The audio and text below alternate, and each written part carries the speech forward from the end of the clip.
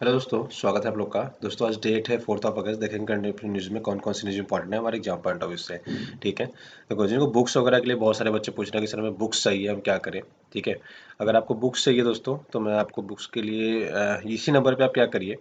अगर आपको offline book मंगानी है, ठीक है, तो आपका यहाँ से कोरियर हो जाएगा, आपको बुक्स जाके मिल जाएगा। तो प्लीज़ आप इसी लिंक से क्या कर सकते हैं, डायरेक्टली सॉरी इसी नंबर पे आप व्हाट्सअप करके क्या कर सकते हैं, हमसे बुक्स मंगा सकते हैं। ठीक है, और जिनको ऑनलाइन मंगाना है, अभी मैं डिस्क्रिप्शन लिंक में आपको लिंक दे दे रहा हूँ, वहाँ से भी आप चाहे तो ऑनलाइन ऑर्डर कर सकते हैं। जो भी आपको बुक्स मंगाना है आप डायरेक्टली वहाँ से ऑर्डर कर सकते हैं। ठीक है, अदरवाइज आप इस नंबर पे हमें कॉल करके डायरेक्टली क्या कर सकते हो, यहाँ से ऑर्डर कर सकते हो, दिल्ली से आपको कोरियर हो जाएगा। ठीक है ना। जिन्होंने ऐप डाउनलोड नहीं किया प्लीज़ आप ऐप डाउनलोड कर लीजिए।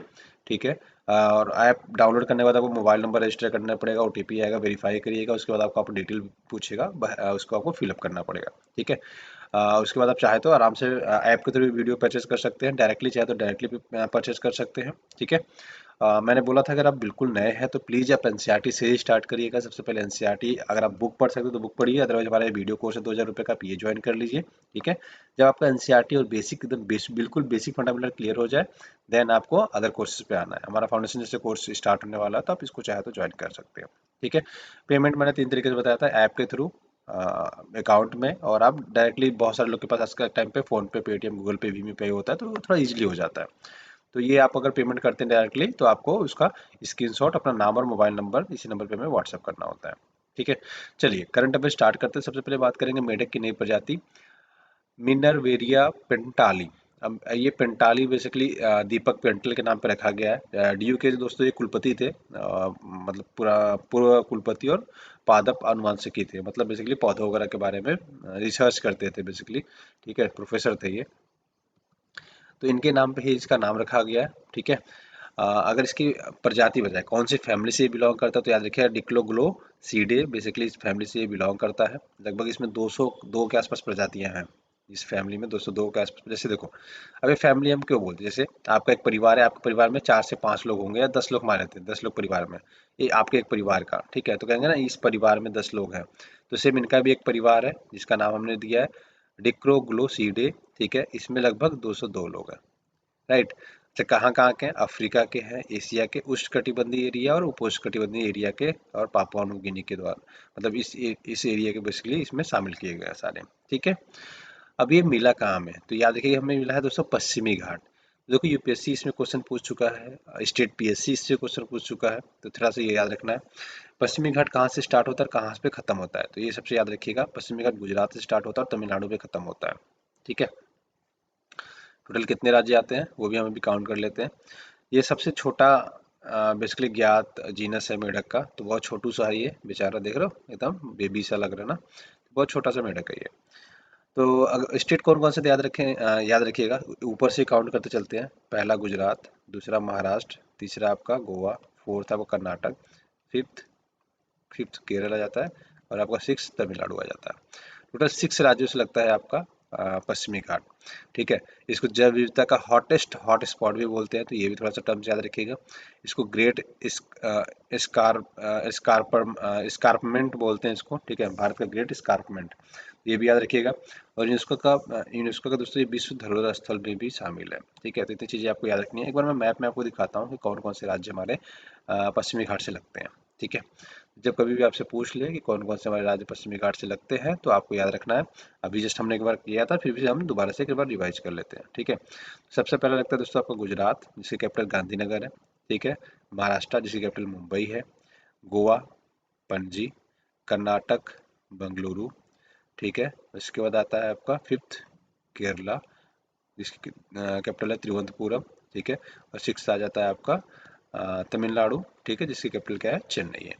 तो 6 राज्य लगते हैं पश्चिमी घाटों से, तो याद रखिएगा पश्चिमी घाट से कभी पूछ ले कि कितने राज्य लगते हैं तो 6 लगते हैं, आपको याद रखना है, जो आपके एग्जाम पढ़ने से मोस्ट रिलेवेंट है। ठीक है, जीका वायरस तो ऐसे है बहुत पुराना, बट अभी पुणे में केस मिला जीका वायरस का, इसलिए क्या है थोड़ा सा चर्चा में आ गया। ठीक है, पुणे डिस्ट्रिक्ट में बेसिकली मिला क्या, जीका वायरस का केस रिपोर्ट हुआ। अब कैसे फैलता है, एडीज मच्छर के काटने से में फैलता है, इसको एडीज एजिप्टी भी बोलते हैं। ठीक है, इंग्लिश में ऐसा नहीं, डरिए नहीं, बहुत सारी चीज़ें समझ में आ जाएंगी, ऐसा परेशान होने की जरूरत नहीं है। पहला केस जो मिला था, फर्स्ट केस जो मिला था इसका जीका वायरस का, ये उगांडा में मिला था। तो ऐसे क्वेश्चन पूछा जा सकता है कि सबसे पहले ये केस कहाँ मिला था। युगांडा मिला था 1947 में, बंदरों से।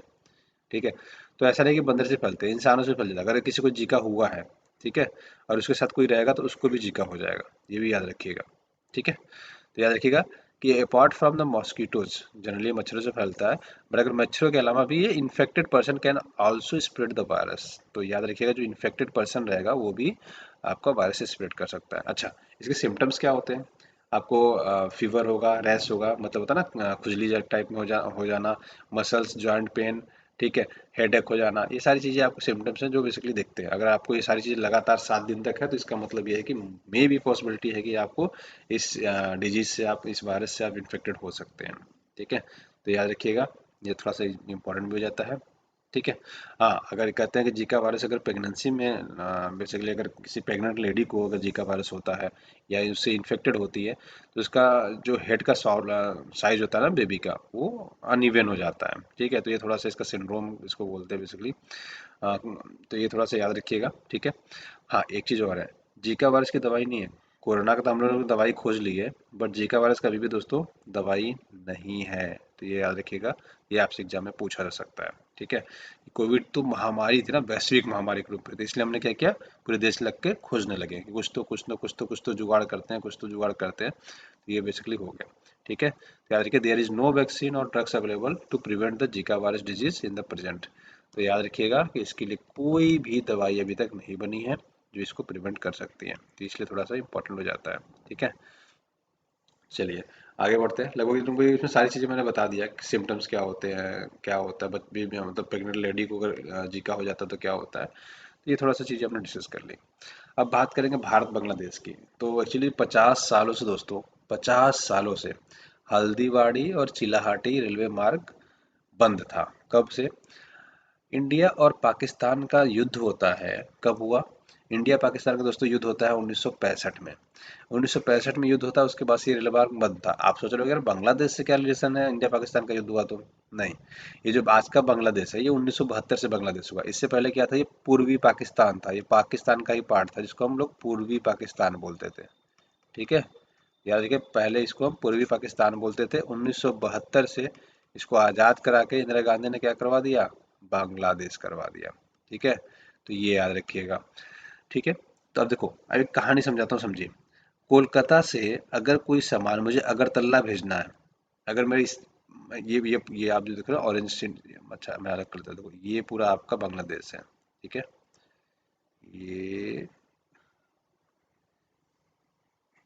ये पूरा आपका बांग्लादेश है। ठीक है, इस वाला एरिया, ये वाला पूरा एरिया, ठीक है ना। अच्छा देखो, थोड़ा स्ट्रेटेजिक रूप से भी ना, अगर ये वाला एरिया देख रहे हो चिटगांव वाला, अगर इतना भी हमारे पास होता ना तो हमें कनेक्टिविटी समुद्र के रास्ते भी बड़ा आसानी से मिल जाता, लेकिन है नहीं एक्चुअली हमारे पास। तो ये पूरा ब्लॉक हो जाता है, नॉर्थ ईस्ट पूरा ब्लॉक हो जाता है। अब सोचो अगर ये देश के साथ हमारा रिलेशन अच्छा ना हो तो हमें क्या करना पड़ता है।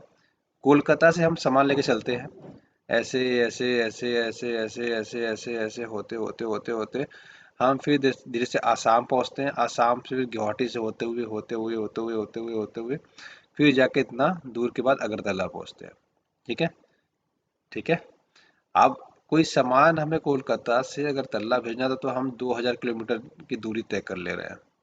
ठीक है, अगर यही से हम कोलकाता से ही अगर हम ढाका होते हुए निकल जाते तो कितना जाना पड़ता, शायद 200 से 300 किलोमीटर, मान लेते 300 किलोमीटर जाना पड़ता।